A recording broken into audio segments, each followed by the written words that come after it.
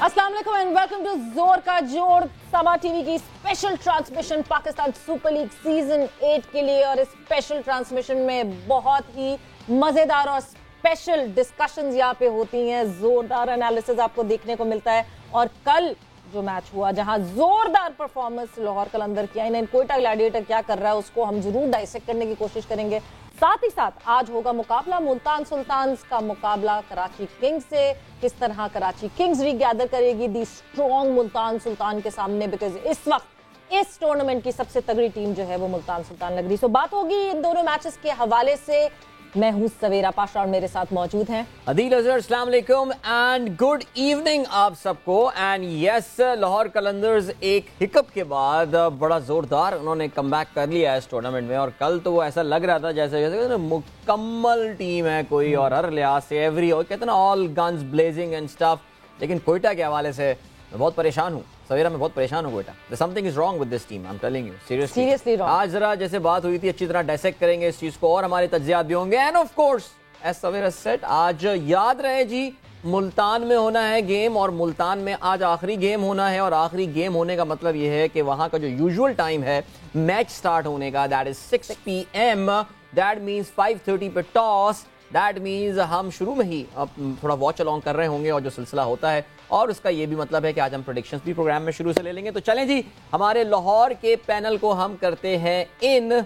आज थोड़ा सा मुख्तसर पैनल है हमारे साथ लाहौर में। आज आपको इमामुल हक यहाँ नज़र नहीं आएंगे, जो कि नासाजी तबाह की बुनियाद पर आज यहाँ मौजूद नहीं है। उम्मीद करते हैं he'll be back tomorrow। Misbah, अस्सलाम वालेकुम, welcome. Iram, how are you doing? वालेकुम अस्सलाम, थैंक यू जी।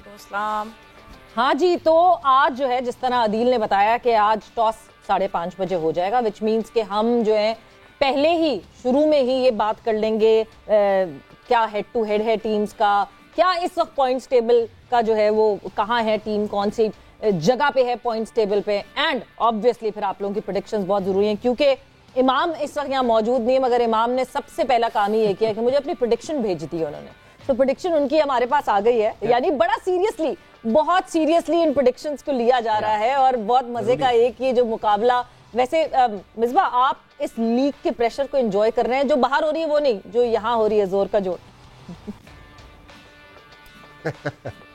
हाँ जी, हमारे पे कुछ ज़्यादा ही प्रेशर डाल रही है टीमें।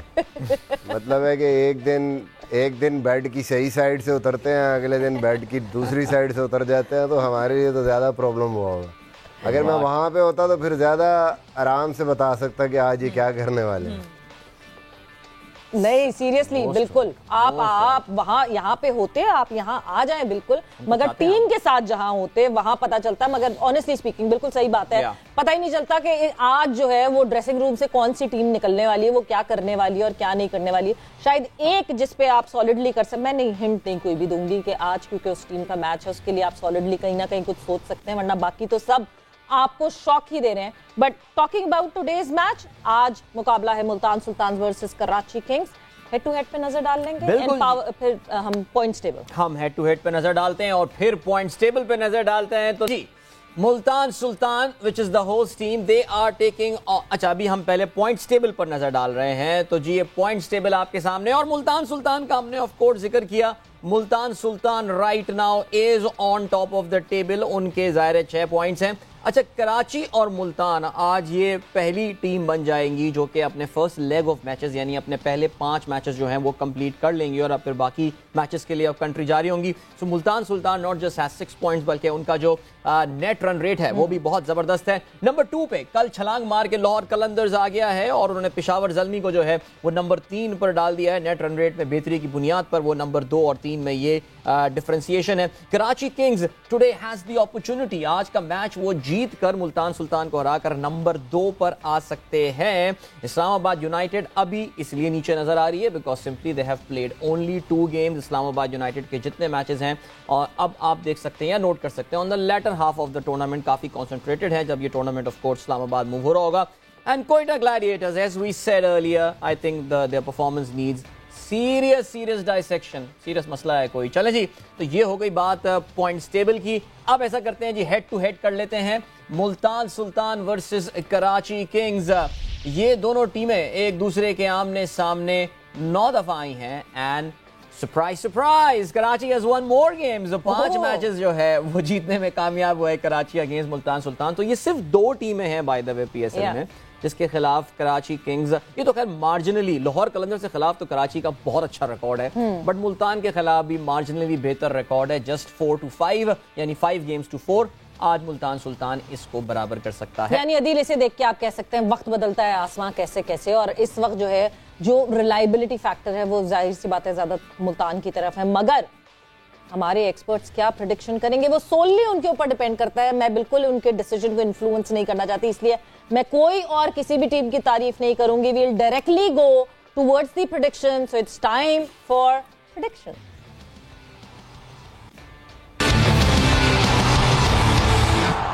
मिसबा आपकी तरफ मैं आती हूँ।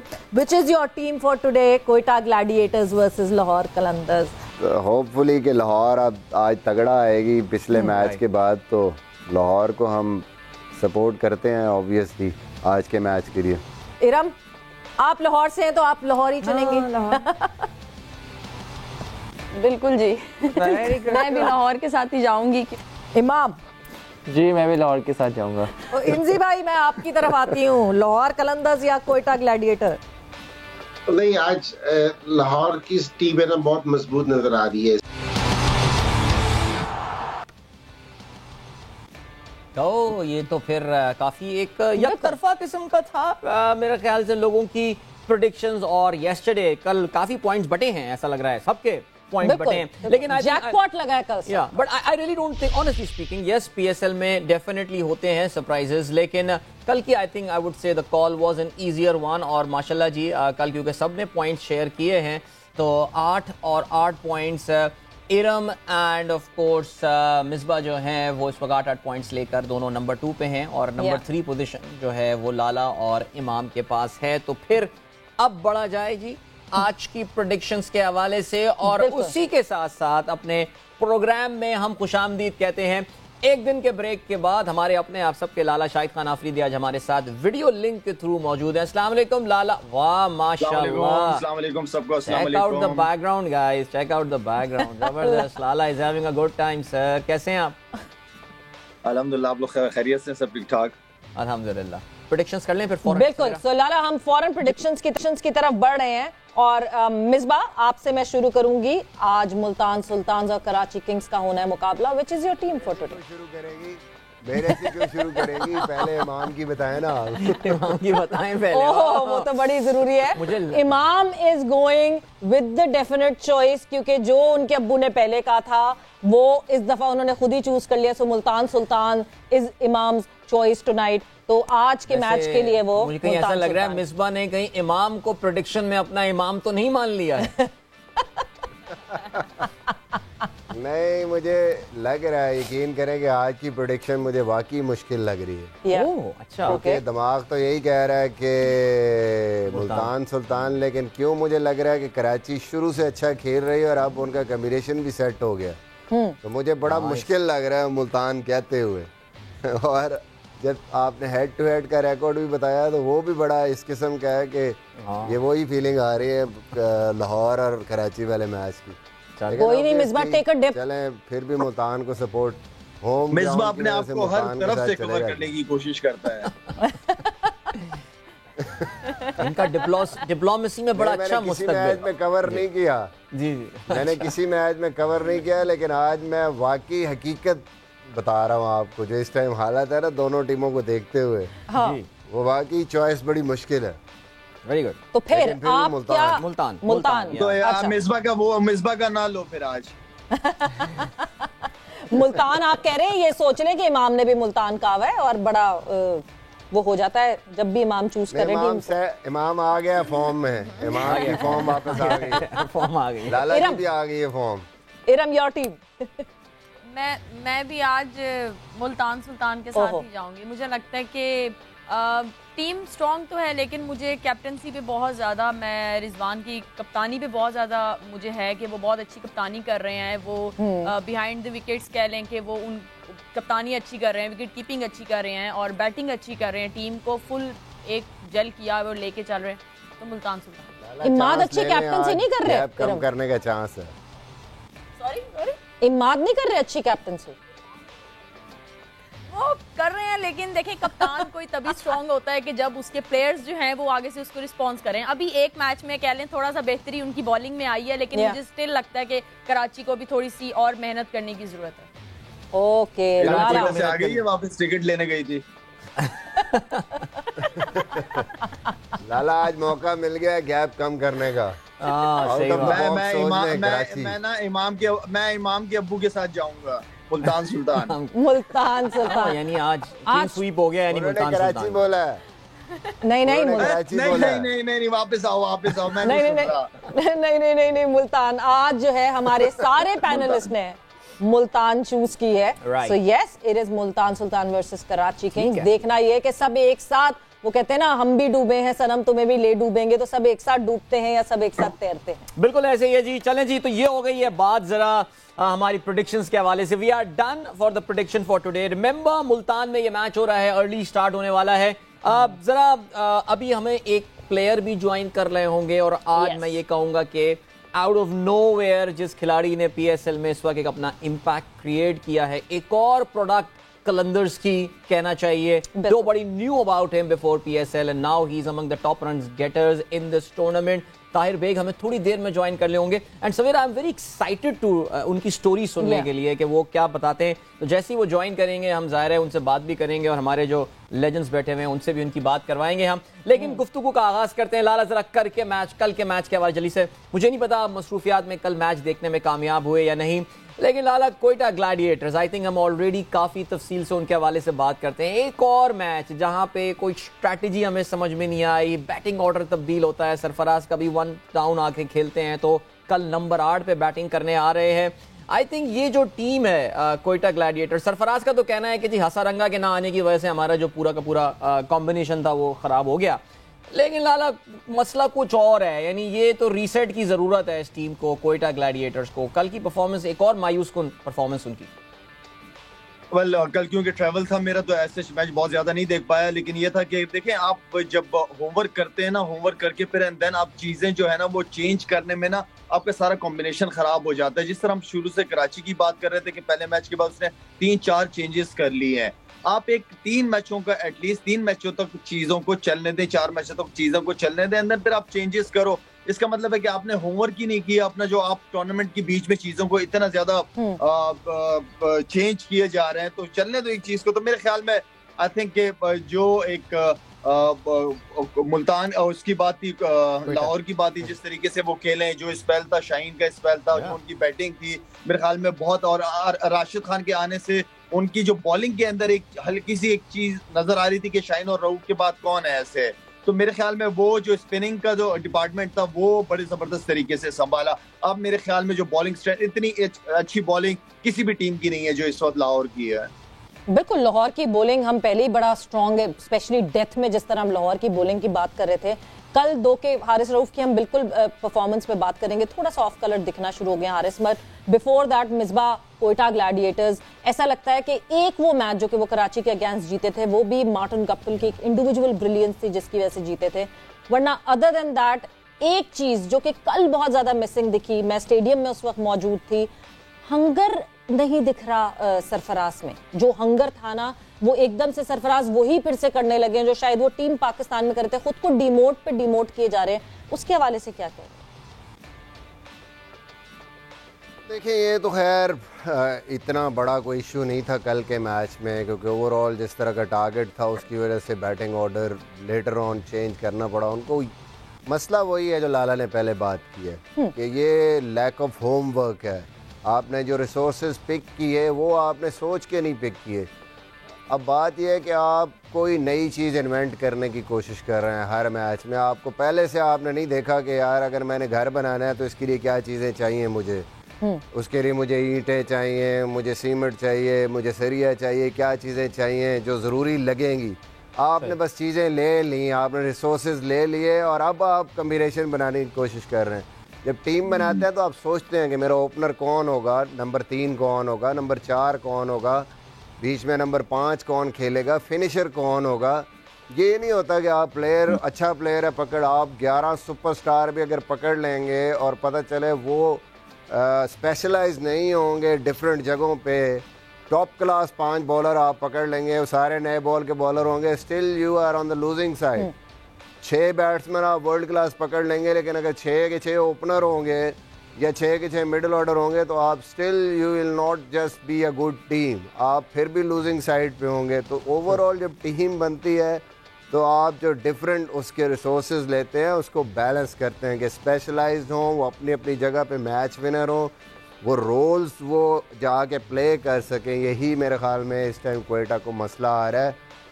हसरंगा अगर आ भी जाएगा ठीक है फाइन, वो बॉलिंग में एक इम्पैक्ट डालेगा, कैश भी वो डाल रहा है थोड़ा बहुत इम्पैक्ट, बट आपकी जो बैटिंग लाइनअप है और फास्ट बॉलिंग, आप एक बॉलर शॉर्ट हैं, तो कहीं ना कहीं ओवरऑल आपको पता ही नहीं कि हमारी टीम के रोल्स कहाँ किसने कौन सा रोल प्ले करना है। अब नई चीज़ बनाने की कोशिश कर रहे हैं और उसमें एक्सपेरिमेंटेशन में बहुत थोड़ा टाइम होता है। T20 क्रिकेट में और टूर्नामेंट में 2 मैच आप हारते हैं तो सडनली आप अंडर प्रेशर होते हैं, तो फिर ऐसे काम शुरू हो जाते हैं कि कभी आपको 3 को ओपन करा देते हैं, कभी 3 वाला 5 पे आ रहा है, कभी एक बंदा 3 पे आता है और 8 पे चला जाता है, तो then it's all here and there और आपको कुछ समझ नहीं आती। राइट इरम, ज़ाहिर हमने हफीज़ के रोल के हवाले से काफ़ी तफसील से, जो ग्लैडिएटर्स के पिछले 2 मैचेस हुए हैं उसमें काफ़ी तफसील से हमने बात की कि जी किस पोजीशन पे होना चाहिए, क्या होना चाहिए। कल हफीज़ को ज़ाहिर है उनसे अटैक भी करवाया गया, द वे ताहिर ने उसको पहले ही ओवर में 2 छक्के और 1 चौका मेरे ख्याल से मार के वो काफ़ी आई थिंक ऐसी कुछ था सिलसिला,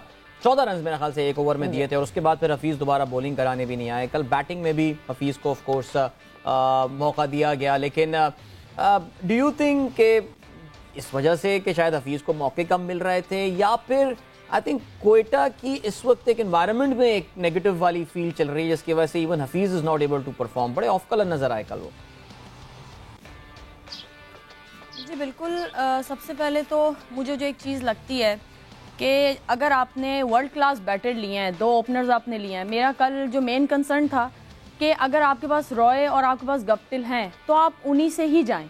और मुझे ये था, जिस तरह कल इंजमाम भाई ने भी बात की थी और मैंने उनको भी सेकंड किया था, कि 1 डाउन जो है वो आप मोहम्मद हफीज़ को रखें, क्योंकि मुझे लगता है कि जब कोई एक प्लेयर जो है वो ऑलरेडी डाउन है, फिर आप चाहे उससे बैटिंग करवा लें या चाहे उससे बॉलिंग करवा लें, वो उस तरह से नहीं नज़र आ पाएगा, वो ऑफ कलर ही रहेगा। तो मुझे थोड़ा सा ये लगा कि हफीज़ भाई का जो था वो प्रॉपर उनको शायद चांस नहीं मिल पा रहा, इसलिए वो बॉलिंग में भी उस तरह से नहीं नज़र आए और बैटिंग में भी उनका नंबर ऊपर नीचे कर रहे हैं, वो एक चीज़ पे सेट ही नहीं हो पा रहे। मैंने कल भी ये कहा था कि वो एक मोस्ट एक्सपीरियंस प्लेयर हैं और हमारी उनकी अपनी कह लें होम कंडीशंस हैं, पाकिस्तान ये हमारा PSL ब्रांड, हमारे प्लेयर्स को ज़्यादा यहाँ पे आइडिया है चीज़ों का। बंगल से जो है ठीक है, वो अभी कह लें कि एमर्जिंग में उन्होंने पिक किया है, खिलाना ज़रूरी था, वो ठीक है, लेकिन आप उनका बैटिंग ऑर्डर नीचे कर सकते हैं। आप मोहम्मद हफीज़ को जो है वो आप 1 डाउन कर सकते हैं और अपने मेन बैटर्स के साथ जाएं। तो मुझे लगता है क्वेटा जो है वो थोड़ा सा इस चीज़ में लैक कर रहा है अभी तक, इसलिए वो थोड़ा शफलिंग उनकी चल रही है, सेटलमेंट नहीं हो रही, जिसकी वजह से प्लेयर्स भी डाउन है और यही मेन वजह जो है मोहम्मद हफीज़ की लगती है मुझे। दूसरी बात शायद ये भी वजह हो सकती है कि कल मुझे क्वेटा के जो प्लेयर्स थे वो थोड़े से थके हुए भी लग रहे थे, या वो फास्ट बॉलर्स की बात कर लें या फील्डर्स की भी बात कर लें, शायद लगातार मैच खेलने की वजह से भी था, थकावट उनकी नज़र आ रही थी। उस तरह से नसीम और हसनैन भी मुझे लगता है बिल्कुल कल जो है वो परफॉर्म नहीं कर पाए। हाँ, ये एक बिल्कुल एक ये रीज़न हो सकती है, जिस तरह कल इंजी भाई ने भी जो है वो हाईलाइट किया था कि देखने को T20 का मैच लगता है मगर ऑलमोस्ट 9 घंटे लग जाते हैं होटल से निकल के होटल तक वापस पहुंचने में। So wear and tear player की बॉडी में जरूर आता है, स्पेशली फास्ट बॉलर्स तो बहुत ज़्यादा ही उस पर इम्पैक्टफुल होते हैं। मगर और क्या वजूहत हैं क्वेटा ग्लैडिएटर्स की एंड कल लाहौर कलंदर्स की जिस तरह परफॉर्मेंस हुई, और उसके हवाले से गुफ्तगू करेंगे। साथ ही साथ इमर्जिंग प्लेयर की बात हो रही है, तो एक तरफ बंगल जई जिनकी परफॉर्मेंस अभी हमें मिल नहीं रही, दिख नहीं रही, एंड दूसरी तरफ जो इमर्जिंग प्लेयर लाहौर से खेल रहे हैं ताहिर बेग, उनकी ब्रिलियंट परफॉर्मेंस एक बहुत ही लगातार हो रही है, उस हवाले से बात करेंगे but after short break.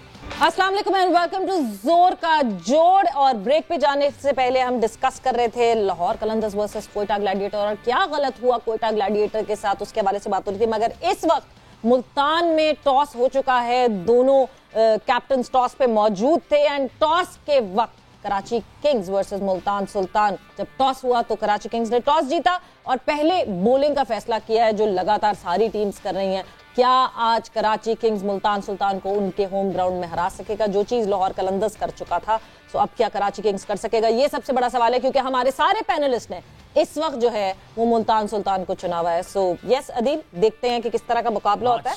But Karachi जीत रहा है, कराची जीत रहा है। हाँ, ओहो, अदील को लग रहा है कराची जीत रहा है। So yes, coming back to our experts और आगे हम अगर डिस्कस करें कल के मैच के हवाले से, लाला लाहौर कलंदर्स, हम टीम का सिर्फ बता दें एक बार, सिर्फ एक तब्दीली, टीम अपडेट बस ये बता देते हैं कि कराची किंग्स में एक फोर्स्ड तब्दीली है जो कि इमाद ने जिक्र किया। So Mohammad Amir is not playing, वो इंजर्ड हैं और अगले शायद 2 या 3 मैचेस में भी अवेलेबल ना हो। उनकी जगह कराची से ताल्लुक रखने वाले ही fast medium bowler Mohammad Umar को जो है वो जगह दी गई है।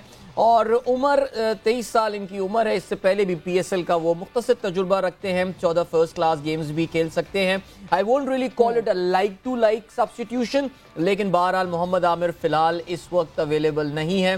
मोहम्मद उमर उनकी जगह कराची किंग्स के लिए अपना डेब्यू कर रहे होंगे। सो आई जस्ट थॉट कि ये बिल्कुल ये अपडेट जरूरी थी। So yes, one force change in Karachi Kings.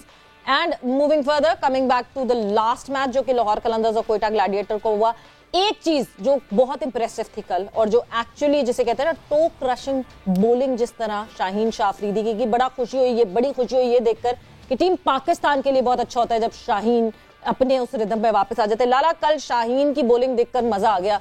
Actually जिस तरह जेसन रॉय के पांव पे वो थोड़ी सी भी और आगे पड़ती वो बॉल, तो शायद जेसन रॉय अपना पांव नहीं बचा पाता।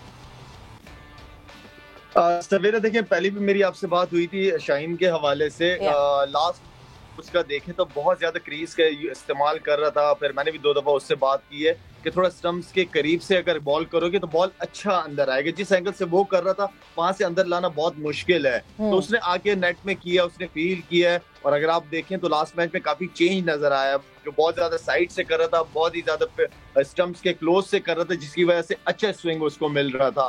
तो ये छोटी छोटी चीजें होती देखी जाती हैं, इसको ठीक कराई जाती है, एक अवेयरनेस दी होती है। क्योंकि इस तरह के प्लेयर्स की तो कोचिंग नहीं, लेकिन थोड़ा सा उनका जो टेक्निकल चीजें होती हैं उनको बेहतर करनी होती है, दोबारा उनको रिमाइंडर देना होता है। तो मेरे ख्याल में उसने बहुत अच्छा किया है और इस तरह की बॉलिंग की जरूरत है, लाहौर की भी जरूरत है, लेकिन पाकिस्तान की भी बहुत ज्यादा जरूरत है। लाला, अब क्योंकि शाहीन का जिक्र आ गया है तो एक सवाल मैं बहुत बेचैन परसों से पूछने से आपके कल आप थे नहीं इसलिए मैं आपसे पूछ नहीं पाया। अभी हाल ही में एक और चैनल पे बात करते हुए आपके एक बड़े अच्छे दोस्त और हम असर खिलाड़ी शोएब अख्तर ने शाहीन के बारे में एक बड़ी दिलचस्प स्टेटमेंट दी है और वो ये कहते हैं कि T20 वर्ल्ड कप के फाइनल में शाहीन को अगर इंजरी थी, तकलीफ थी, घुटने में प्रॉब्लम थी, उसको पता नहीं कितने 100 इंजेक्शन लगा के खेलना चाहिए था ये वाला मैच। बिकॉज 2003 में इंडिया के खिलाफ मैच में भी मेरे बहुत घुटने में तकलीफ थी और मैंने बहुत सारे इंजेक्शन लगा के ये मैच खेला था। लाला, शोएब अख्तर के इस बयान के हवाले से आपका क्या कहना है? शोएब अख्तर ने उस वक्त इतने इंजेक्शन लगा दिए थे कि आज चला नहीं जा रहा उससे। ये शोएब अख्तर की क्लास है जी। शोएब अख्तर जो है वो फिर शोएब अख्तर है ना, वो कर सकते हैं वो। लेकिन ये है कि देखिए मुश्किल होता है, बड़ा मुश्किल होता है। हर कोई शोएब अख्तर भी नहीं होता। मुश्किल होता है कि आप इंजर्ड हो, इंजेक्शन लगा के आप पेन किलर लगा के खेलते हो, ज़ाहिर बात है वो इंजरी और ज्यादा बढ़ जाती है। तो आई मीन शोएब अख्तर को जाने दें, कोई बात नहीं, पास करते हैं, चलें जी पास करते हैं। मिसबा, मैं आपसे भी ये जानना चाहूंगी बिकॉज जब हम वर्ल्ड T20 जब UAE में हो रहा था और जिस वक्त बाद में जाके हमें ये पता चला कि रिजवान की तबीयत इतनी खराब थी, even then he made sure और अपनी स्ट्रेंथ दिखा के वो उठे और उन्होंने सेमीफाइनल खेला, इंजेक्शन भी लगाना पड़ा। उस वक्त जो है 2 स्कूल ऑफ थॉट्स थे कि क्या एक प्लेयर को अपने एक game, at the end of the day this is a game, और दूसरी तरफ एक इंसानी जान। तो क्या एक प्लेयर को अपने करियर को दांव पे लगाना और अपनी जान को दांव पे लगाना क्या इतना जरूरी बन जाता है कि आप वो गेम खेलें? तो अब जब शाहीन की बात सामने आई तो क्या आपको ये लगता है कि एक प्लेयर को इसी मैच में रह जाना चाहिए और नहीं जी यही मैच है, यही करना है, चाहे उसके बाद आपका करियर जेपरडाइज हो जाए? आप किस साइड, कौन सी स्कूल ऑफ थॉट पे?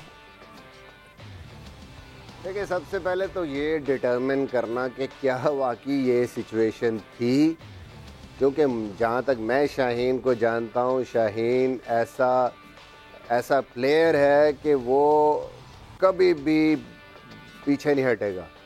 अगर उसको थोड़ा सा भी नज़र आ रहा है ना तो वो अपना कैरियर क्या हर चीज़ उस पे रिस्क पे लगा के वो दौड़ लगा देगा।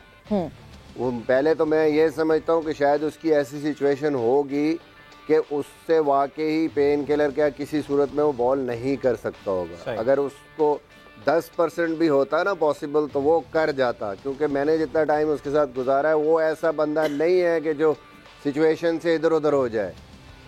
वो फेस करता और पाकिस्तान के लिए क्या वो कोई भी टीम होती वो एज ए प्रोफेशनल खेल रहा होता ना तो वो करता वहाँ पे बॉलिंग। सबसे पहले तो ये बात है। दूसरी चीज़ ये है कि जाहिर है आप उस टाइम पे सारी सिचुएशन असेस करते हैं, आपका फिजियो भी होता है और सारी सिचुएशन को आप देखते हैं और उसको देख के डिसाइड करते हैं। फिर वही पहले वाली बात आ गई कि पॉसिबिलिटी है कि आप कर रहे हैं, क्योंकि कुछ इंजरीज ऐसी होती हैं, कुछ ऐसी पेन होती हैं कि जिसको आप मैनेज कर सकते हैं। वो हर उसमें नहीं हो सकती। जब एक बंदा किसी सूरत उसका वेट ही नहीं पड़ रहा अगर अपनी टांग पे, तो वो कैसे फिर बॉलिंग करेगा? वो पॉसिबल ही नहीं है चीज़, जो मुझे लगता है। बहरहाल हर बंदे की अपनी एक इस पे राय है और मेरा नहीं ख्याल कि दूर से बैठ के आप किसी की इंजरी के बारे में या किसी की उस टाइम सिचुएशन के बारे में कुछ भी फाइनल बता सकते हैं। और ये किसी के बारे में कह देना कि जी शायद उसने नहीं किया, मैं नहीं समझता कि ये सही चीज़ है। वैसे शोएब अख्तर की ख़ास बात है ये, अक्सर कुछ थोड़े दिनों में वो कोई ना कोई स्टेटमेंट इस तरह आती रहती है। I mean he knows how to stay in the media और न्यूज़ में। बाबर आजम के हवाले से भी गालिबन उसी इंटरव्यू में उन्होंने फ्लो में एक बात कर दी थी। पता नहीं आपने सुना या नहीं, उनका कहना ये है कि बाबर जो है वो कोई ब्रांड नहीं है, is not an international brand yet, because उसकी कम्युनिकेशन स्किल्स जो हैं उसको इंग्लिश बोलनी नहीं आती और ये सारी बातें। How to take these things, help me understand, how help me decipher Iram कि क्या किसका ब्रांड बनने के लिए आपके पर्सपेक्टिव से इंग्लिश बोलना ज़रूरी होता है क्या? देखें जी, अब ये जिस तरह शोएब अख्तर की बात हो रही है वो भी एक कह लें कि मेरी नज़र में बहुत एक लेजेंड कह लें वो भी हैं क्रिकेट की। पाकिस्तान की तरफ से उन्होंने पाकिस्तान को बहुत सर्व किया है। तो दूसरी बात, जहाँ तक बाबर आजम की बात है, मेरे ख्याल में बाबर आजम जो हैं वो सबके सामने हैं, वो वर्ल्ड क्लास बैटर हैं, वो आईसीसी रैंकिंग में नंबर 1 पे हैं। और मुझे लगता है कि जो मेन चीज़ है ना वो उनकी क्रिकेट है। ये इंग्लिश और ये चीज़ें ये आपकी पर्सनालिटी को, आपकी क्रिकेट को जो है ये डिफ़ाइन नहीं करती। तो जो चीज़ आपकी पर्सनालिटी को और आपकी क्रिकेट को डिफ़ाइन करती है वो उनके पास है। और वो जितने आउट क्लास बैटर हैं, जिस तरह सब लोग उनसे इंस्पायर होते हैं, मैं खुद उनकी बैटिंग को बहुत ज़्यादा देखती हूँ गौर से। जो उनकी ड्राइव्स जिस तरह जाती हैं वो मेरे ख्याल में उसके पीछे उनकी बहुत मेहनत है और जिसने जितनी मेहनत की होती है ना वो ही जानता है। तो मेरे ख्याल में ऐसी स्टेटमेंट्स जो हैं ये थोड़ा सा इन पे देखना चाहिए। बाकी शोएब अख्तर भी और बाबर आजम दोनों ही जो हैं वो पाकिस्तान का नाम है, पाकिस्तान के ब्रांड है। बिल्कुल। लाला, एक मैं चीज इस पे जरूर आपसे पूछना चाहूंगी, क्यों इंग्लिश इतना बड़ा इशू है हमारे यहाँ? मतलब रोनाल्डो इंग्लिश नहीं बोलता, मेसी इंग्लिश नहीं बोलते, वो अपनी लैंग्वेज पे प्राइड हासिल करते हैं। हम उस कॉलोनियल माइंडसेट से निकल नहीं रहे हैं कि जो इंग्लिश बोलेगा वो स्टार है। ऐसा क्यों है लाला?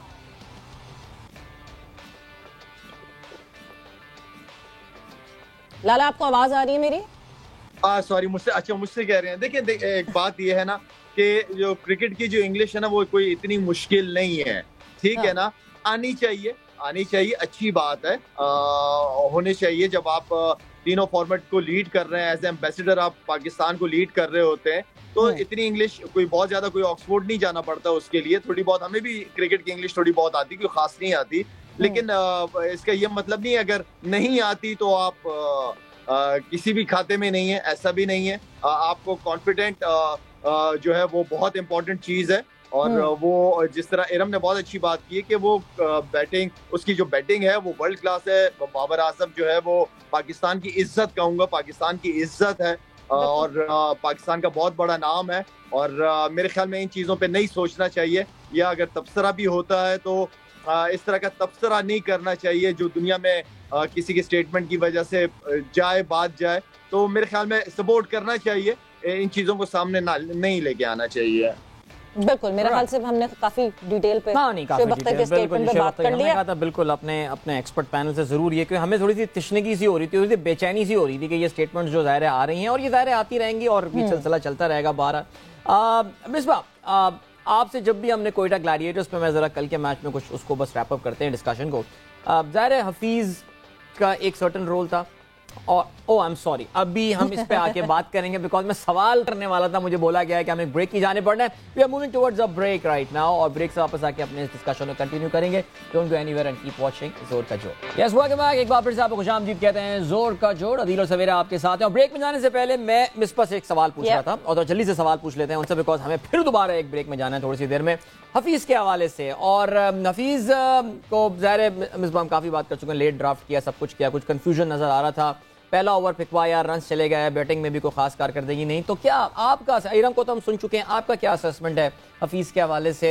फोन पे बात हुई कोई? कोई बात हुई? कोई SMS व्हाट्सएप वगैरह एक्सचेंज हुआ? क्या कर रहे हो यार, परेशान हूँ? हफीज ने ये तो नहीं बोला परेशान हूँ? नहीं, बात नहीं हुई, लेकिन ऑब्वियसली नहीं खेल रहा था, आप उसको लेके आए ना तो आप उसको कंसिस्टेंट ये एक रोल दे दें। कल भी मेरे ख्याल में वो ठीक खेला है, उसकी जो बैटिंग नंबर आया, अगर थोड़ा सा ऊपर आप कंसिस्टेंटली उसको खिलाएंगे उसका फिर भी चांस है परफॉर्म करने का। थोड़ा सा उसका रिदम वापस आया कल बैटिंग का। बॉलिंग की मैं बात करूंगा कि मेन ताहिर बेग जो है वो अटैक कर रहे हैं, तो उसके अगेंस्ट आपको हफीज को कराना ही नहीं चाहिए था। आपने प्लान किया फखर के लिए, फखर तो पहले ही 2-3 ओवर टाइम लेता है। आपको प्लान करना चाहिए था कि ताहिर बेग को किसने आउट करना है। आपने तो उसको खुला ग्राउंड दे दिया ना, आपने ऑफ स्पिनर लगाया, उसने पहले ओवर में अंडर प्रेशर कर दिया टीम को। तो मेरे ख्याल में वो फिर वही बात आती है, utilization of your own resources और उनकी पूरी आपको जो इन्फॉर्मेशन है उसको सही तरीके से जब भी आप यूज़ करेंगे तो आपको फ़ायदा देंगे। हफीज़ के केस में भी यही है कि थोड़ा सा उसको जहां यूटिलाइज करना चाहिए, जिमी निशम पे दूसरा ओवर कराना चाहिए था, वहां नहीं हुआ। बट आई थिंक एक क्लैरिटी होनी चाहिए कि हमने कहाँ इसको यूज करना। बिल्कुल क्लैरिटी जरूर होनी चाहिए। और बस वक्त जो है फिर से ब्रेक का हो गया, ब्रेक पर जा और वापस आएंगे तो डिस्कशन कंटिन्यू। जोर का जोड़ में एक दफा फिर से खुशामदीद। और आपको हम पहले भी बता चुके हैं, फिर से एक दफा इन्फॉर्म करते हैं कि जो मैच आज होना है मुल्तान सुल्तान वर्सेस कराची किंग्स, उसका टॉस हो चुका है। कराची किंग्स ने जो है वो टॉस जीत के पहले बॉलिंग का फैसला किया और अब वक्त आ गया कि हम इस मैच के ऊपर बात करें। बट जाते जाते एक चीज मिसबा मैं जरूर आपसे जानना चाहूंगी, पूछना चाहूंगी। एक जो मेजर डिफरेंस कल जो दिखा मैच में कोयटा ग्लैडिएटर्स और लाहौर कलंदर्स के डिफरेंस में, वो मेजर डिफरेंस था इमर्जिंग प्लेयर का, जो कि इरम ने भी जिसको पिन पॉइंट किया कि एक तरफ बंगलजई हैं जो कि नहीं कंट्रीब्यूट कर रहे, एक इमर्जिंग प्लेयर को खिलाना बहुत जरूरी है। देन बंगलजई वो कोयटा की रिप्रेजेंटेशन आपको दिखती है। दूसरी तरफ ताहिर बेग रेगुलरिटी में कंट्रीब्यूट कर रहे हैं, अगर फखर नहीं चल रहे तब भी आपको ओपनिंग में जो है वो कंट्रीब्यूट करते हुए दिख रहे हैं। ये भी एक मेजर डिफरेंस था कल मैच का, बहुत बड़ा डिफरेंस है। देखें सवेरा, सबसे बड़ा इम्पैक्ट है इमर्जिंग प्लेयर का। और इस्लामाबाद की 2 साल जो पहले 3 साल में 2 दफा जीतने की वजह ही इमर्जिंग प्लेयर एक वो कैटेगरी है कि जिसने 11 में होना ही होना है। और अगर वो 11 में होते हुए आप 10 के साथ खेल रहे हैं तो इट मीन्स कि आप 10 और 11 का मुकाबला हो रहा है। तो ये बहुत सारी टीमों को ये प्रॉब्लम है कि बगैर सोचे समझे आप प्लेयर ले लेते हैं, लेकिन कम्बिनेशन बाद में आपका सेट नहीं होता। तो कोयटा को ये एक प्रॉब्लम है। और पीछे ऑप्शंस भी अगर हैं तो उसमें भी उनके पास बॉलर ही है। अभी शायद भाई जिस टीम के साथ थे, लाला जिस टीम के साथ थे PJL में, तो वो मेरे ख्याल में एमल था लड़का, फास्ट बॉलर जी। वो है इनका इमर्जिंग प्लेयर कोयटा का। अच्छा है, नया गेंद बहुत अच्छा करता है, आउट स्विंग बड़ा ज़बरदस्त होता है। और कोयटा को ज़रूरत भी है इस टाइम पे। मुझे लग रहा है कि उनकी बॉलिंग जब आप 200 करा देंगे तो उसके बाद तो आपके लिए बड़ा मुश्किल हो जाता है किसी भी टीम के अगेंस्ट। और मुझे लगता है जो एक और गलती है यहाँ पे, फिर वही बात है कि टॉस जीत के आप बॉलिंग कर लेते हैं विदाउट सीइंग कि हम किस पोजीशन के अगेंस्ट खेल रहे हैं। अगर कोयटा पहले बैटिंग करती तो कोयटा का ज़्यादा चांस था अगेंस्ट लाहौर कलंदर्स, क्योंकि उनकी स्ट्रेंथ उनकी बॉलिंग है, उनकी बैटिंग लाइनअप स्लाइटली वीकर है बैटिंग से। तो ये भी मुझे लगता है कि एक वजह बनी कोयटा की। और कल टॉस पे कहा शाहीन वाज वेरी कॉन्फिडेंट कि हम तो पहले बैटिंग ही करना चाहते थे और it was a good toss to lose for Lahore. बिल्कुल ऐसे। बट जहां हम बात कर रहे हैं प्लेयर्स की और इमर्जिंग प्लेयर्स की, सो लाहौर कलंदर्स के प्लेयर जो कि लगातार परफॉर्म करते हुए दिख रहे हैं, 31 कल बनाए, उससे पिछले 45, उससे पहले 32, लगातार अगर फखर भी आपको ऑफ कलर दिख रहे हैं तो वो वोट वहां पे दे रहे हैं। मिर्जा ताहिर बेग हमारे साथ इस वक्त मौजूद हैं। सबसे पहले तो अस्सलाम वालेकुम एंड वेलकम टू जोर का जोड़। And Tahir, congratulations for this brilliant, और वो जो कंसिस्टेंट आप परफॉर्मेंस कर रहे हैं ना उसके लिए बहुत बहुत मुबारक हो आपको। अस्सलाम वालेकुम। वालेकुम सलाम। जी खैर मुबारक।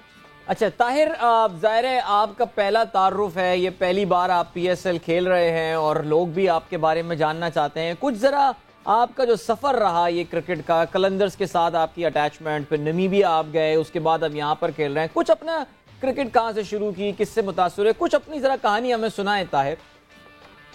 जी, शुरू से क्रिकेट खेलते थे। जब स्कूल में जाते थे तो वहाँ पे क्रिकेट शुरू की थी। बड़ा भाई खेलता था तो उसके साथ जाया करता था ग्राउंड में। तो काफ़ी देर से चांस नहीं मिल रहा था, कोई PCB की इतनी क्रिकेट नहीं खेला हूँ मैं। तो प्लेयर डेवलपमेंट प्रोग्राम में जो ट्रायल हुए थे तो वहाँ पे मैं ट्रायलों पे आया था। तो वहाँ पे सफ़र शुरू हुआ था मेरा।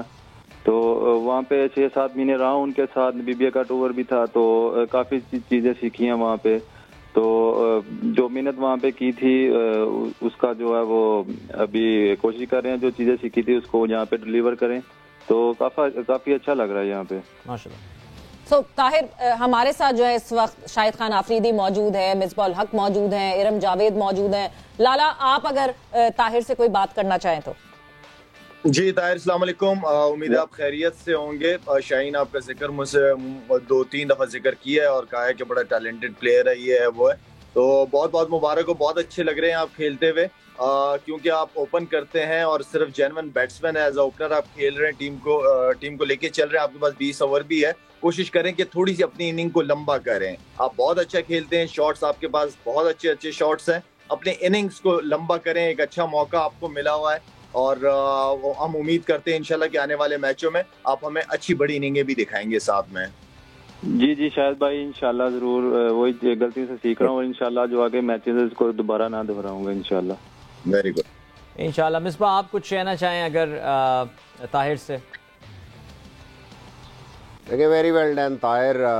सबसे जो अच्छी चीज़ मुझे नज़र आ रही है वो ये आ रही है कि एक तो प्लानिंग लाहौर कलंदर्स की कि अब्दुल्ला शफीक जैसा बैट्समैन जैसे परफॉर्मेंस भी की थी उस पर प्रेफर किया उन्होंने ताहिर को। For I think for the sake of the team जो प्लानिंग है कम्बिनेशन कि फ़खर को ताकि थोड़ा सा टाइम मिले और ताहिर आके डोमिनेट करे पहले 2-3 ओवर्स के अंदर, and he is doing wonderfully well. और जैसे वो आउट भी अगर हो रहे हैं तो मेरे ख्याल में for the cause of the team out हो रहे हैं। सबसे अच्छी बात यह है किसी भी मर्जिंग प्लेयर के लिए कि वो जो प्लान है टीम का, उनको जो रोल दिया गया उस पर वो जा रहे हैं, वो बजाय उसके ये नहीं कि डिफरेंट तरीके से खेलना शुरू कर दें इतनी प्रेशर और बड़ी स्टेज पे आके। So that is something good about him. और नॉर्मली ये भी देखा है कि क्रिकेटिंग शॉट्स खेल रहे हैं, अपनी शॉट्स पे अपनी स्ट्रेंथ्स पे रह रहे हैं, कोई ऐसा नहीं कर रहे कि भाई बीच में से क्रॉस मार दी, इस किस्म की। That's very good. टेम्परामेंट ज़बरदस्त है, तो keep batting like that. And obviously जैसे लाला ने बात की कि और इसको थोड़ा सा कैसे आगे लेके जा सकते हैं, थोड़ी सी और अगर शॉट सिलेक्शन आपकी बेहतर हो जाएगी। ये नहीं कि आप आराम से खेलना शुरू हो जाओ, जैसे आप खेल रहे हो वैसे ही खेलो, बट शॉट सिलेक्शन अगर थोड़ी और बेहतर हो जाएगी तो मेरे ख्याल में ये जो 30-40 हैं ये 70-80 या हो सकता है 100 में भी तब्दील हो जाए। So very well done, keep playing like that. Tahir, एक और चीज़ मैं आपको बताना चाहूँगा, क्योंकि आप बैटिंग कर रहे हैं माशाल्लाह, एग्रेसिव खेलते हैं आप, साथ में आप ये भी देखा करें कि फ़खर जमान भी आपके साथ खेल रहा है, तो उससे ये होगा कि आपके ऊपर आप पूरा अपने ऊपर बोझ ना ले लिया करें कि मैं ही रन करूंगा। एक तरफ से दूसरा बैट्समैन है, उसको भी मौका दें, इंशाल्लाह वो भी आपके साथ टीम को लेके चलेगा एज ओपनर। जी शाहिद भाई, जरूर। जी thank you so much, like a good student. जी इरम, वेरी गुड। शुक्रिया शाहिद भाई। इससे पहले इंटरेक्शन हो चुका है एक जगह पे, तो तब इन्होंने मुझे बताया भी था कि मैं अब PSL में पिक हुआ हूँ, तो मैंने इनको यही कहा था कि चलें आपकी बैटिंग देखेंगे, और मुझे बहुत खुशी हुई है आपको इस तरह खेलता देख के। आप बहुत अच्छा खेल रहे हो।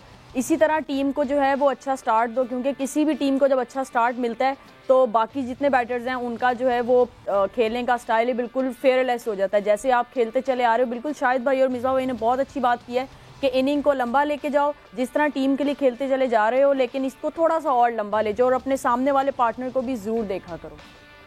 जी जी जी जी, जरूर जरूर। अच्छा, अब जरा ये तो बताएं ताहिर कि कल आपने इतने सीनियर खिलाड़ी आपके सामने, हफीज पहला ओवर कराने आया और आपने जी 2 छक्के उनको जो है वो बैक टू बैक रख के दे दिए, तो क्या हफीज भाई को देख के कुछ यानी जैसे कहना चाहिए ना कि जाग गए आपके हवास के, यार छक्का मारना है, या प्लान करके आए थे कोई भी बॉलर आएगा लेकिन शुरू में जाके अटैक तो करना ही करना है? नहीं, बस ये था कि थोड़ी इन्होंने प्लानिंग की थी मेरे लिए, तो सामने फील्डर ऊपर थे, तो वो मेरी स्ट्रेंथ है, मैं सामने मारता हूँ, तो जाहिर है फील्डर ऊपर थे, तो मैंने सोचा अगर मुझे फर्स्ट बॉल ही मिलेगा तो मैं जाऊंगा उसके लिए, तो हाफ स्पिनर लगा था, तो बस यही था कि बॉल को देखूंगा और रिएक्ट करूंगा। सिंपल स्ट्रेंथ पे रह के खेला हूँ मैं बस। Very good. नहीं, और बिल्कुल आप बहुत ही जबरदस्त खेल रहे हैं और आगे आगे over the period of time experience के साथ जो है आप जो है और ज्यादा सीखेंगे। बट जाते जाते एक आखिरी सवाल, इंस्पिरेशन कौन है बैटिंग में आपकी ताहिर? जी बस बचपन में डिविलियर्स को देखा था, बस उन्हीं को ही देखा है और उसके बाद देखता हूँ उनकी वीडियोस कभी कभी। बिल्कुल, वेरी गुड। डिविलियर्स को तो देख के इम्प्रोवाइजेशन आपको बहुत अच्छी करने को मिलेगी, बिकॉज मेरा नहीं ख्याल कि अभी तक क्रिकेटिंग वर्ल्ड में उनकी तरह का कोई इम्प्रोवाइजर आया है। But thank you Tahir, thanks a lot, बहुत बहुत शुक्रिया and good luck. I hope आप और बहुत अच्छे से सपोर्ट करते रहें अपनी टीम को। ऑलराइट, सो इस वक्त बैटिंग जारी है मुल्तान सुल्तान की, और Multan Sultan are off to a very decent start by the way. 3.2 overs में 27 रन बना चुके हैं and Shan Masood is looking in very good touch right now. 12 गेंदों पे 19 रन बनाए हैं शान ने, 3 चौके वो लगा चुके हैं, बल्कि बैक टू बैक आमिर यामीन पे उन्होंने जो है वो 2 चौके लगाए। और शान मसूद सवेरा we know had a brilliant PSL पिछले साल, और ज़ाहिर पाकिस्तान टीम में अपनी जगह भी बनाने में कामयाब हुए, बल्कि in fact he has just hit them for 3rd consecutive boundary there. बिल्कुल जी, very good Shan Masood, good to see him. हम तो खास तौर पर खुश होंगे। इस वक्त जो है वो आमिर यामीन दिख रहे हैं कि आमिर यामीन को वो कहते हैं ना, क्रिकेटिंग लफ्ज में कहा जाता है लूटे जा रहे हैं रन आमिर यामीन की बॉलिंग पे। बट लाला शान मसूद, अब मेरा ख्याल से इट वाज हाई टाइम के शान ने परफॉर्म करना था, बिकॉज इतनी देर ये जो जितने मैचेस मुल्तान सुल्तान ने खेले शान ऑफ कलर लग रहे थे, आज थोड़ा सा लग रहा है कि उस फ्लो में आए हैं। देखें, पीएसएल जो है ना का ये एक ऐसा प्लेटफॉर्म है जिसमें प्लेयर्स जो आते हैं वो वापस अपनी फॉर्म्स में आते हैं, या बहुत सारे प्लेयर पाकिस्तान में टीम में जगह बनाने के लिए उनको एक अच्छा मौका मिला हुआ होता है। तो इसी तरह शान के लिए भी है, अगर इमाद वसीम है, शान है, या आमिर है, या और 2-3 प्लेयर और हैं, तो उनको अपने आप को प्रूव तो करना पड़ेगा, दिखाना तो पड़ेगा। और शान ने काफी क्रिकेट खेल ली है मेरे ख्याल में, और ये एक मौका है, ये एक स्टेज है कि अपने आप को परफॉर्म करके दिखाए, जिस तरह लास्ट ईयर उसका अच्छा गया। अल्लाह करे ये वाला साल भी अच्छा गुजरे उसका। मिसबा, आपसे भी अगर मैं बात करूं, Shan Masood of course Pakistan team में उन्होंने कमबैक किया और ज़ाहिर है अपनी परफॉर्मेंसेस की बेस पे किया। काउंटी क्रिकेट में उन्होंने काफ़ी रन स्कोर किए, अब तो यॉर्कशायर की कप्तानी भी वो करने जा रहे हैं, लेकिन पाकिस्तान के लिए जब वो पाकिस्तान के कलर्स में थे तो वो परफॉर्मेंस उनकी नज़र नहीं आई। किस तरह आप इंटरप्रेट करेंगे शान मसूद का? बहुत प्रेशर में है क्या वो, अपने ऊपर बहुत ज़्यादा प्रेशर ले रहे हैं, या कोई टेक्निक का मसला है? How do you view his situation in Pakistan team? देखिए, कई दफ़ा ये होता है, और आप बहुत रन्स करते हैं और जब इंटरनेशनल क्रिकेट में आते हैं तो वो परफॉर्मेंस नहीं हो पाती। क्रिकेट में एनीथिंग कैन हैपन। उसका ये मतलब नहीं है कि आप कोई उसके प्लेयर होने पे आपको कोई डाउट हो। जो भी बंदा इतनी परफॉर्मेंसेस करके आता है और कंसिस्टेंट परफॉर्मेंसेस करके आता है, इसका मतलब है कि उसको खेलना आता है क्रिकेट, और वो अच्छी क्रिकेट खेल रहा है। थोड़ा सा अनफॉर्चुनेट मैं कहूँगा, बैड लक कई दफ़ा होती है, और थोड़ा सा इंग्लैंड के गेंस जो मुझे लगता है, मैं पर्सनली मुझे लगता है कि शान जिस तरह से उसने अपनी गेम को चेंज किया है, उसके बाद रेड बॉल क्रिकेट में वो टीम में आया। अगर स्ट्रेट अवे वो वाइट बॉल में आता तो वो शायद, जैसे T20 में खेला है, वो वर्ल्ड कप में आया तो उसने वो बहुत ज़बरदस्त खेला है वहाँ पे। वो जो थोड़ा सा टेस्ट मैच का रेड बॉल का जो प्रेशर उस पर आया ना, उसकी वजह से उस पर टफ टाइम आया और फिर उसने वाइट बॉल में भी उसकी वजह से स्ट्रगल किया है। बट ओवरऑल अगर वाइट बॉल की परफॉर्मेंसेस शान की देखें, 57-58 की उसकी एवरेज है लिस्ट ए के मैचेस में। कंसिस्टेंटली जब भी वो आता है 2-3-4-100 वो कर देता है आपके वनडे टूर्नामेंट में, और फिर T20 PSL में बड़ी ज़बरदस्त परफॉर्मेंसेस हैं। अनफॉर्चुनेट रहा है थोड़ा सा। आई थिंक ऐसा प्लेयर लंबी देर अब जितना एक्सपीरियंस वो हो गया है वो आउट ऑफ फॉर्म नहीं रह सकता, और होपफुली राइट टीम में भी वो खेल रहा है। जब टीम हारना शुरू हो जाती है तो आप पे और ज़्यादा परफॉर्मेंस का प्रेशर आ जाता है। बस यहाँ उसको कुशन मिल गया, टीम जीत रही है, परफॉर्मेंस हो रही है, अभी वो कर जाएगा तो वो भी मेरे ख्याल में मैच विनर बन जाएगा इनका आने वाले मैचेस में। बिल्कुल। और बहुत ज़रूरी, जब हम अक्रॉस द फॉर्मेट परफॉर्मेंसेस की बात करते हैं तो एक प्लेयर के लिए उसको बिल्कुल रखना, कंटिन्यूटी में रखना बड़ा मुश्किल हो जाता है। बट इरम, हम ये डिबेट बार बार करते हैं और ये बार बार सुनी भी जाती है डिबेट, ऑल फॉर्मेट प्लेयर्स या फिर format to format individual players, उससे एक तो जितना जो टैलेंट एक जैसा एक साथ आया हुआ होता है उनको आपको अकोमोडेट करने का मौका मिल जाता है और प्लेयर को अपने फॉर्मेट पे फोकस करने का मौका मिल जाता है।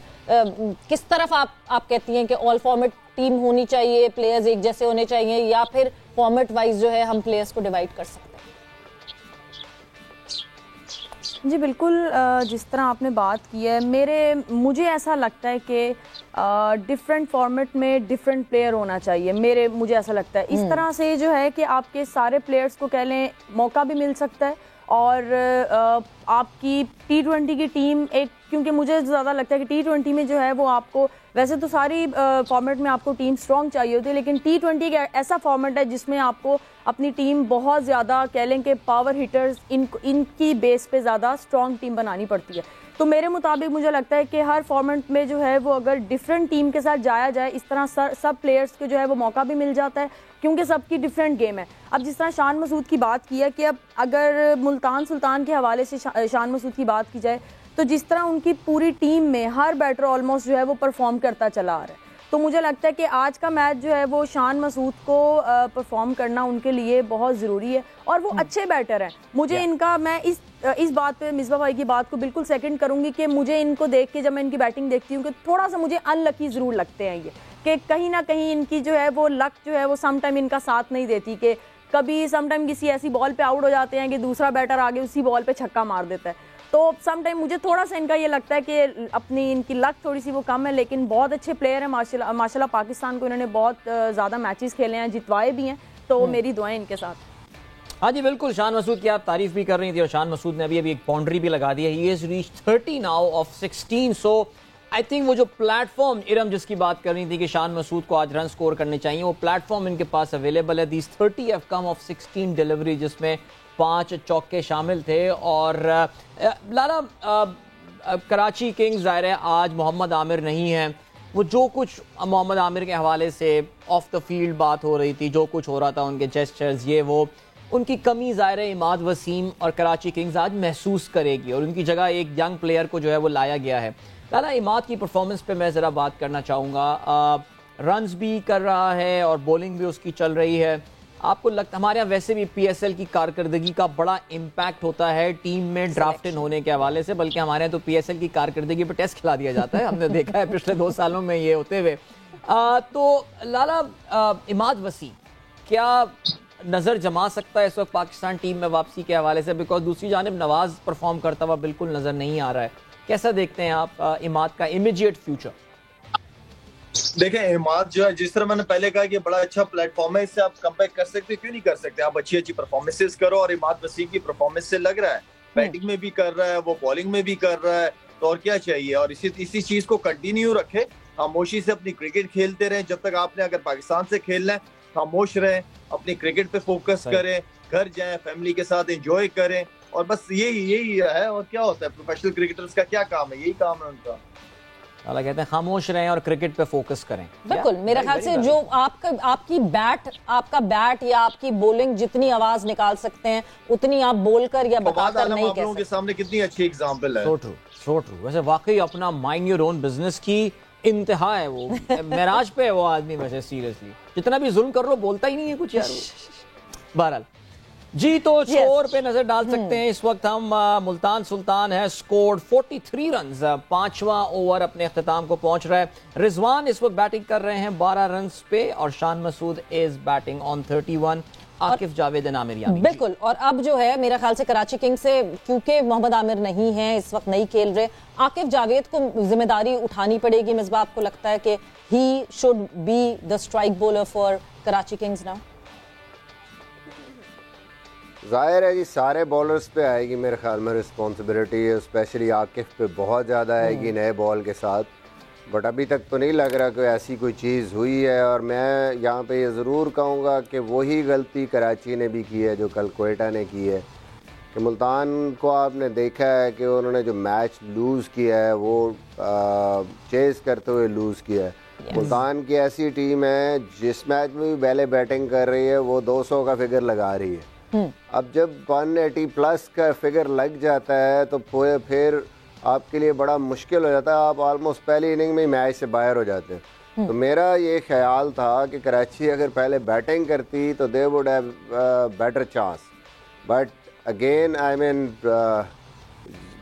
बड़ा मुश्किल एक डिसीजन है आउट ऑफ द बॉक्स। जो भी कप्तान यहाँ पे वो एक आउटसाइड चांस जो डियो का जो इफेक्ट कर भी नहीं रहा। जितने मैचेस अगर आप देखें पीएसएल में अभी तक भी पहले खेलते हुए टीमें जीत रही हैं, उसके बावजूद भी हम बज़ेदा हैं कि नहीं हमने पहले बॉलिंग करनी है। तो ये कुछ थोड़ा सा समझ से बाहर है। और दूसरी जो इम्पोर्टेंट चीज़ आज के मैच में है जी, इस टीम के अगेंस्ट कराची को जो मुश्किल होगी वो बेसिकली इमाद की बॉलिंग है, जो कि जो लेफ्ट हैंडर हैं थ्रू आउट पूरे बैटिंग ऑर्डर में मुल्तान के वो एक थ्रेट हैं। और वो इमाद के ओवर जो 4 हैं उनको बहुत अच्छा जो है वो यूटिलाइज करेंगे और अटैक करेंगे उन पे। प्रीवियस मैचेस में इमाद वसीम के 4 ओवर बड़े इंपॉर्टेंट रहे हैं कराची के लिए। तो एक आमिर नहीं है, ऊपर से इमाद के ओवर भी उस तरह शायद इफेक्टिव ना हो जैसे पिछले मैचों में थे। तो ये एक डबल चैलेंज है कराची के लिए। बिल्कुल एक डबल वसीम ने अभी तक नए बॉल से ओवर नहीं किया, अभी करवाया जी। पहले ओवर में लाला 9 रन दिए इमाद वसीम ने, एक बाउंड्री आई थी और बाकी रन्स बने। तो एक ओवर करा चुके हैं वो। By the way Mohammad Umar bowling करने जो है वो आ गए हैं और उन्होंने अपनी जी रिजवान और चलें जी उनके 2 रन 2 बॉलों पे जो है वो यहाँ पर उनको पड़ चुके हैं अभी फिलहाल। और जिस तरह वैसे ये जो मिसबा ने बात की लाला, जो टॉस की बात कर रहे हैं, मतलब गो विद द फ्लो वाली चीज हो रही है। अपनी स्ट्रेंथ को या दूसरी टीम जिसकी ऑपोजिशन में खेल रहे हैं उसकी वीकनेस को नहीं देखा जा रहा। बिल्कुल सही पिन पॉइंट किया है कि मुल्तान सुल्तान जो एक मैच हारी है वो हारी वो है जब उनको चेस करने को ये टारगेट मिला है। सो क्या टीम्स जो आउट ऑफ फैक्टर हैं, जो आपके कंट्रोल में नहीं है फैक्टर्स, उन पे ज्यादा सोच रहे हैं इन कंपैरिजन टू जो आपके कंट्रोल में फैक्टर है उन पे? मेरे ख्याल में मिसबा के पास जो दिमाग है पाकिस्तान में बड़े कम लोगों के पास है वो दिमाग जी। मिसबा जो चीज सोचता है, जिस तरीके से सोचता है, ये बड़ी बात होती है। और बड़े कामयाब कप्तानों की मैं बात कहूंगा कि मिसबा माशाल्लाह से पाकिस्तान टीम को जिस तरह टेस्ट क्रिकेट को लेके गया है, मेरे ख्याल में बहुत सारी चीजों को सोचना पड़ता है। सिर्फ एक आधा 2 चीजें नहीं देखनी होती। आपको अपनी स्ट्रेंथ और वीकनेसेस को सामने रख के, पास की परफॉर्मेंसेस को सामने रख के, और किस टीम के खिलाफ आप खेल रहे हो, उनकी क्या स्ट्रेंथ है, ये सारा कुछ देखना पड़ता है जी।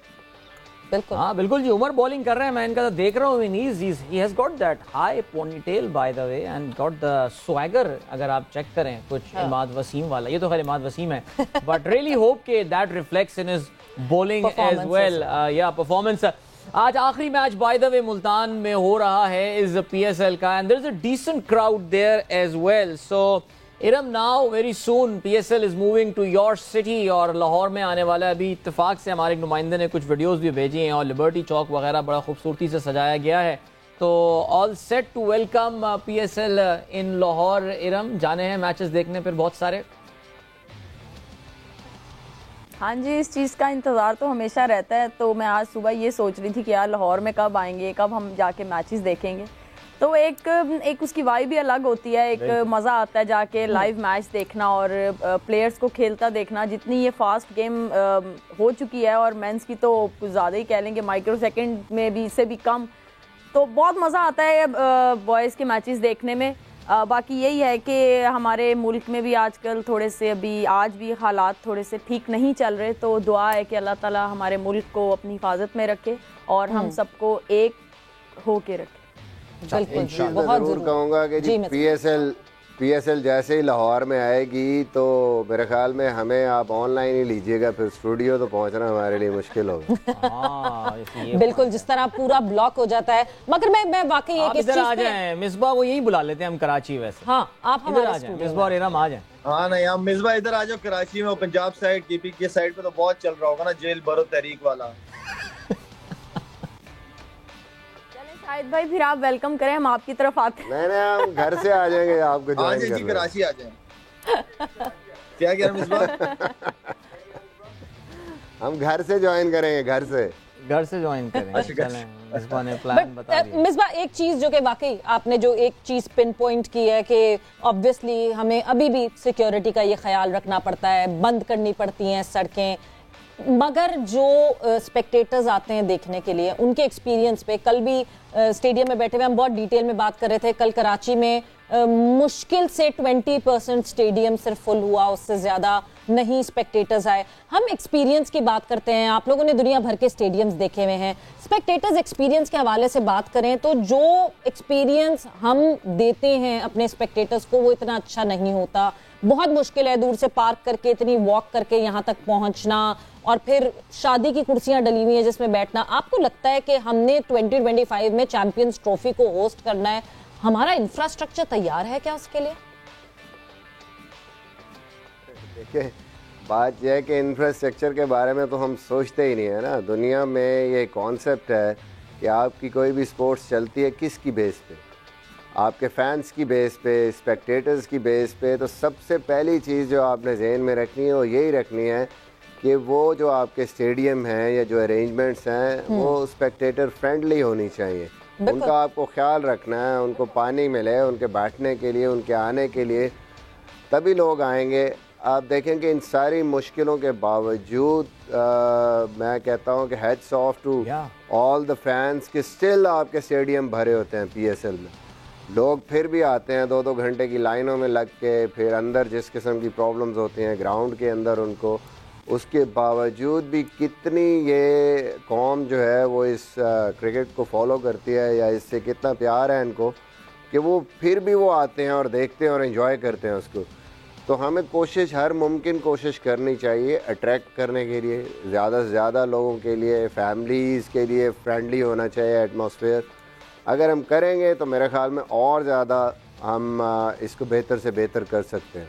बिल्कुल जी। इसमें कराची में तो जो एक और बहुत बड़ा चैलेंज है, ज़ाहिर है मुझे नहीं पता आप लोगों को मौका मिला हो स्टैंड में बैठ के हम जैसे आम लोगों की तरह मैचेस देखने का, तो वो तो बड़े बड़े जो वहाँ पे स्टील के पिलर्स लगे हुए हैं और the viewing angle is so bad, और फिर वो जो फेंसिंग लगी हुई है एंड ऑल। वाकई मिसबा ने सही कहा, आफरीन है उन लोगों पे जो हज़ारों रुपए खर्च करके जो है ये मैच देखने जो है वो आ रहे होते हैं। बट लाला, आपने वैसे स्टैंड्स में बैठ के मैच देखा है कभी यहाँ नेशनल स्टेडियम कराची में, मतलब पीसीबी गैलरी? मैं 95 में पाकिस्तान और ऑस्ट्रेलिया का मैच देखा था, मैंने ऊपर स्टैंड में बैठा हुआ था। दैट टेस्ट मैच, बड़ा जबरदस्त मैच हुआ था और इंजी भाई बैटिंग कर रहे थे और अगेंस्ट ऑस्ट्रेलिया।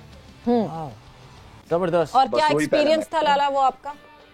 आउटस्टैंडिंग। मुझे यकीन नहीं आ रहा था कि मैं स्टैंड में बैठ के अपने हीरोज को देख रहा हूँ सामने से। बहुत ही जबरदस्त एक्सपीरियंस। और टेस्ट मैच इतना जबरदस्त टेस्ट मैच था कि वो बता नहीं सका। एक ही आखिरी दिन मिला था, वो भी 3-4 घंटे के लिए मैं गया था, लेकिन वो एक्सपीरियंस बहुत जबरदस्त था।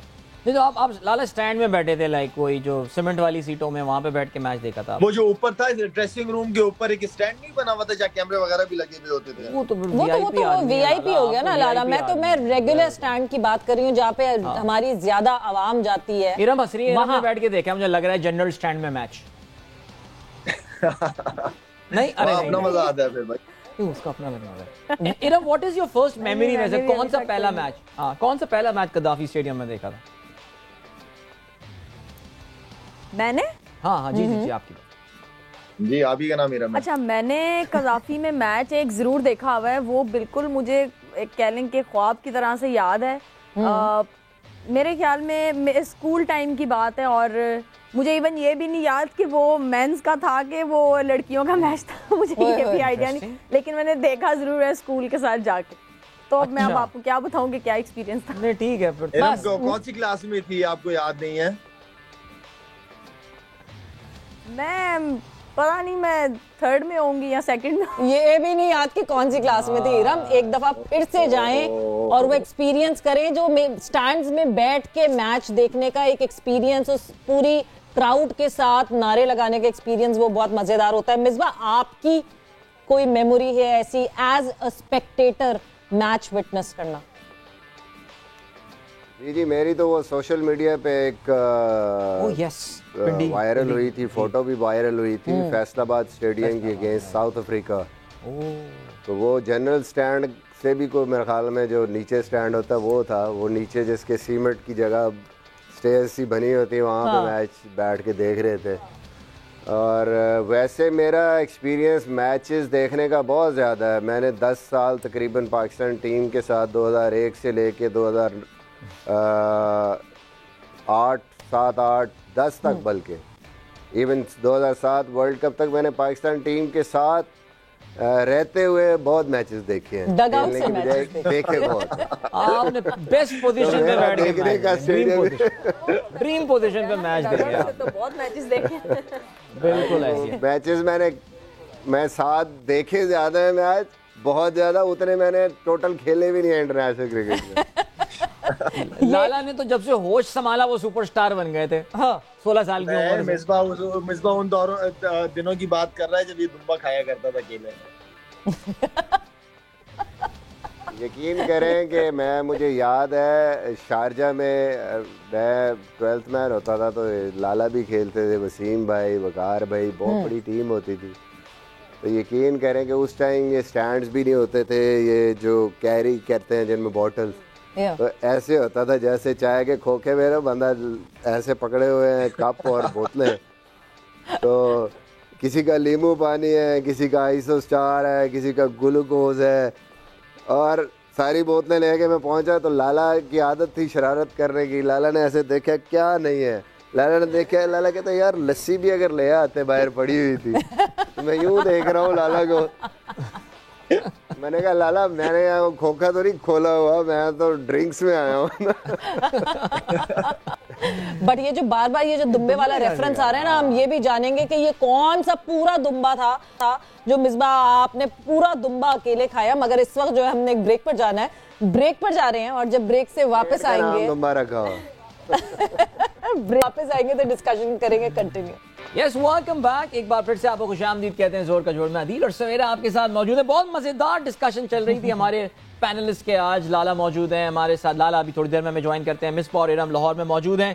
उनकी क्रिकेटिंग मेमोरीज, ग्राउंड में बैठ के क्रिकेट देखना, ये सारी चीजें आई थिंक हमारे कौम के जो कलेक्टिव चाइल्डहुड है उसका ये बहुत बड़ा हिस्सा है। बड़ी बदकिस्मती रही कि इतना अरसा यहाँ पाकिस्तान में क्रिकेट नहीं हुई, बहुत सारे बच्चों ने जो है वो क्रिकेट नहीं देखी, लेकिन अब माशाल्लाह अल्लाह ताला इसको कायम व दायम रखे, इस पूरे सिलसिले को। बहुत क्रिकेट हो रही है, बहुत देखने को, बल्कि कुछ तो लोग कह रहे हैं कि शायद क्रिकेटिंग फटीग हो गया है, इतने मैचेस खासतौर से कराची को जो है वो मिल रहे होते हैं। लेकिन बहरहाल now let's come back to HBL PSL। और इस वक्त match Multan Sultan versus Karachi kings चल रहा है। You have got to say that Multan is off to a very good start.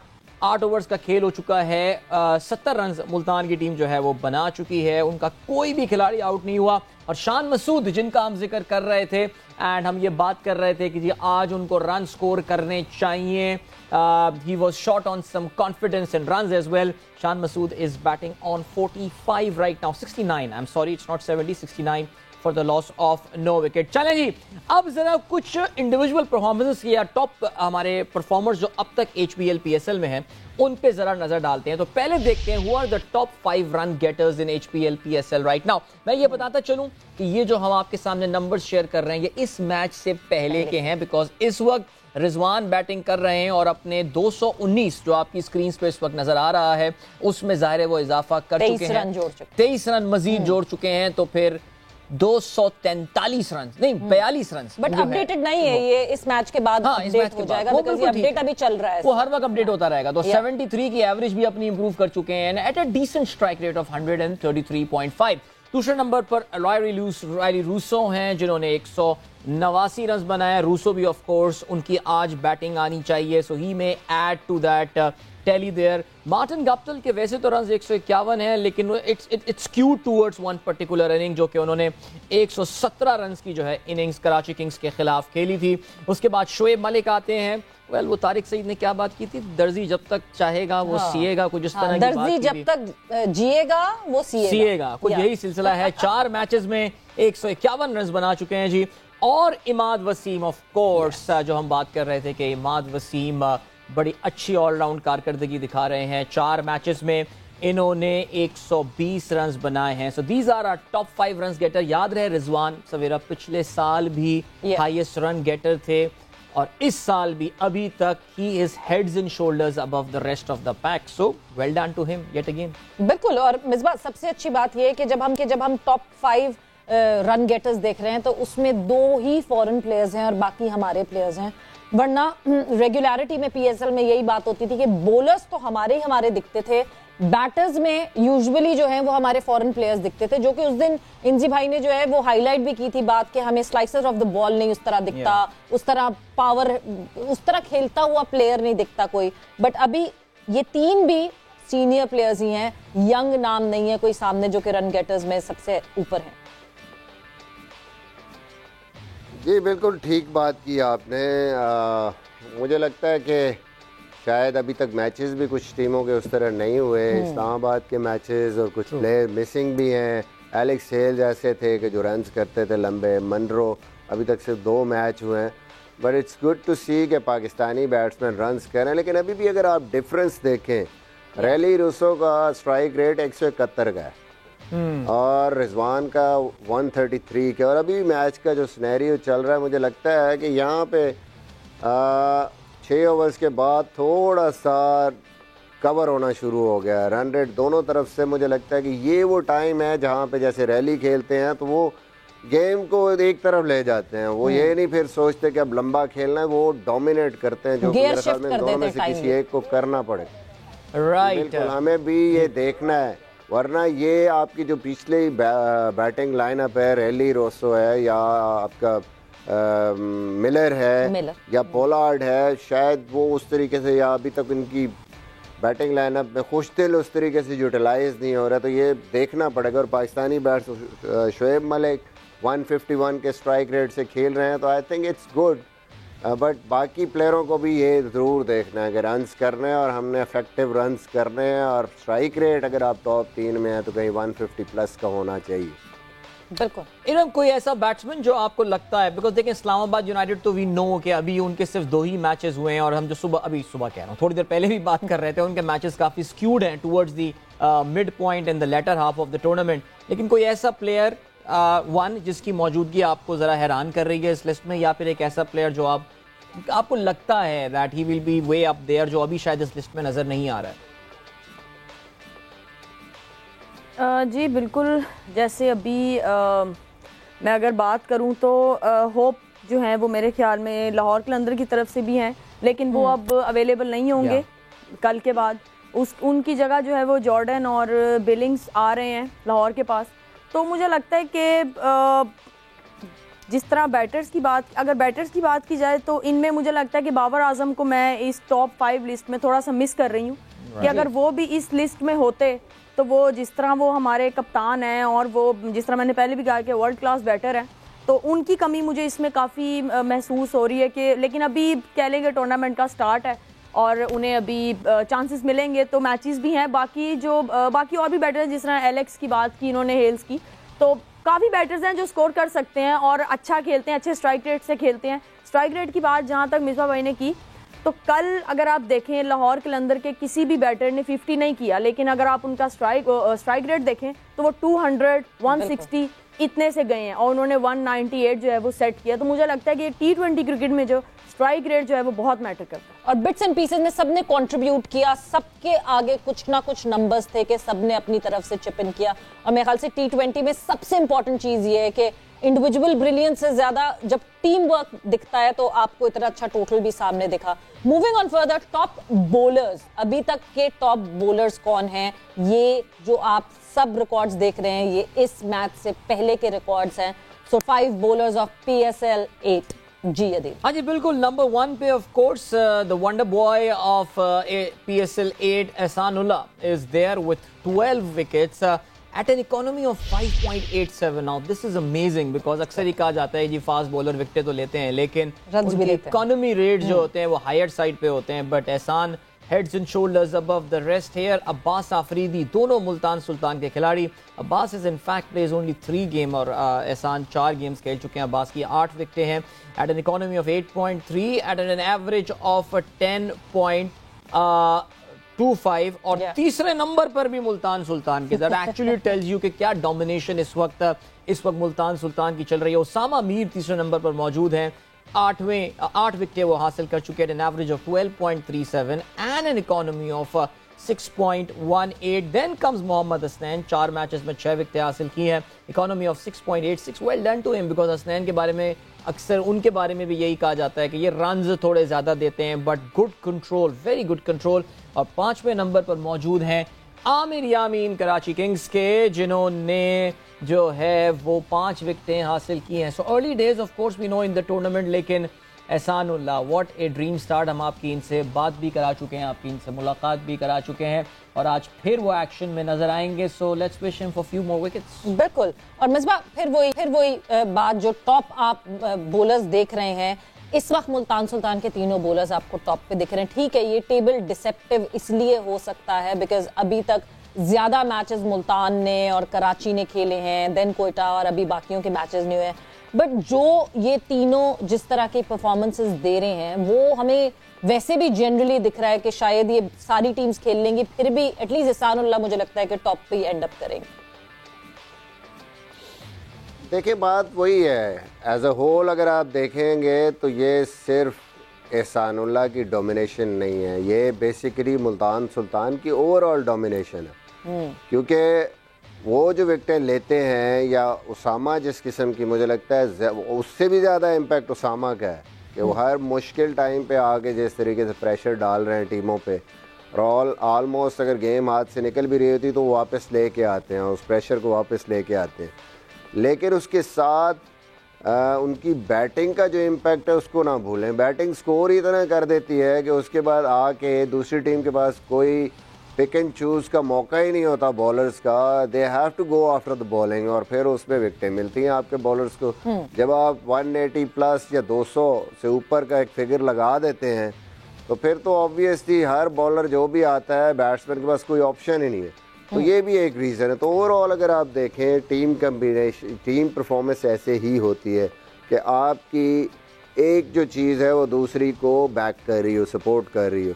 आपकी बैटिंग आपकी बॉलिंग को सपोर्ट कर रही है और आपकी बॉलिंग आपकी बैटिंग को सपोर्ट कर रही है और फील्डिंग भी आपकी ज़बरदस्त हो रही है. तो आई थिंक इसीलिए आपको 3 टॉप के बॉलर जो है वो मुल्तान सुल्तान की टीम में मुल्तान सुल्तान की टीम से ही नज़र आ रहे हैं. और सबसे अच्छी चीज़ वो विकेटें ले रहे हैं, साथ ही उनकी टीम भी टॉप पे है. राइट. तो ये बहुत इंपॉर्टेंट चीज़ है कि आपकी टीम भी जीत रही है और परफॉर्मेंस भी कर रही है, इम्पैक्ट क्रिएट कर रहे हैं अपनी टीम के लिए. बहुत ज़बरदस्त इम्पैक्ट क्रिएट कर रहे हैं. और इस वक्त जो अभी जैसे मिसबा बात कर रहे थे कि जी टीम इतना बड़ा टोटल जो है वो इम्पोज कर देती है कि फिर बाद में आसानी, अभी भी ऐसा ही लग रहा है. 10 ओवर्स हो चुके हैं, आधी इनिंग्स हो चुकी है, 84 रन हैं. परहैप्स फॉर आर्ग्यूमेंट से यू माइट से कि याद वो 10-15 रन वो पीछे होंगे, लेकिन इतनी डीप इनकी बैटिंग जाती है कि आई थिंक एक बार फिर से 200 रन ऑन लग रहे हैं. और शान मसूद बाय द वे अपनी 50 कंप्लीट करने में कामयाब हो गए हैं. इस PSL की पहली उनकी ये 50 है. So congratulations to him. And Mohammad Rizwan दूसरी जानिब टिपिकल रिजवान स्टाइल से खेल रहे हैं. 28 गेंदों पे 32 रन हैं और 3 चौके उन्होंने मारे. इरम मैं आपसे बात करना चाह रहा था रिजवान के हवाले से, लेकिन यहाँ पे मुझे बताया ये गया है we have to close the programme right now. लेकिन ऑफ कोर्स कल जब हम इस मैच का रिव्यू करेंगे तो फिर ज़रूर हम रिजवान की इस परफॉर्मेंस के हवाले से ज़रूर बात करेंगे. बट अभी thank you Misbah, thank you so much Iram and thank you so much Lala, आपने हमें ज्वाइन किया. वक्त आ गया कि आप लोगों से इजाज़त ली जाए. इंशाल्लाह जोर का जोड़ में अदील और सवेरा कल आपकी खिदमत में एक बार फिर आपकी खिदमत में हाजिर होंगे. और जाते जाते हम जल्दी से ये बता दें कि #आस्क जोर का जोड़ ये शुरू हो जाएगा कल से सेगमेंट. तो अपने सवालात डालना शुरू कर दें, अपने सवालात पूछना शुरू कर दें हमारे एक्सपर्ट. और शान मसूद इतनी देर में जो है वो आउट भी हो गए हैं और अभी हम बात कर रहे थे, लेकिन 12 जी 50 उन्होंने कर लिया. बहुत बैटिंग है भाई, बहुत रन बनने वाले. कल मिलते हैं इंशाल्लाह. चलते हैं, goodbye, God bless and अल्लाह हाफिज़.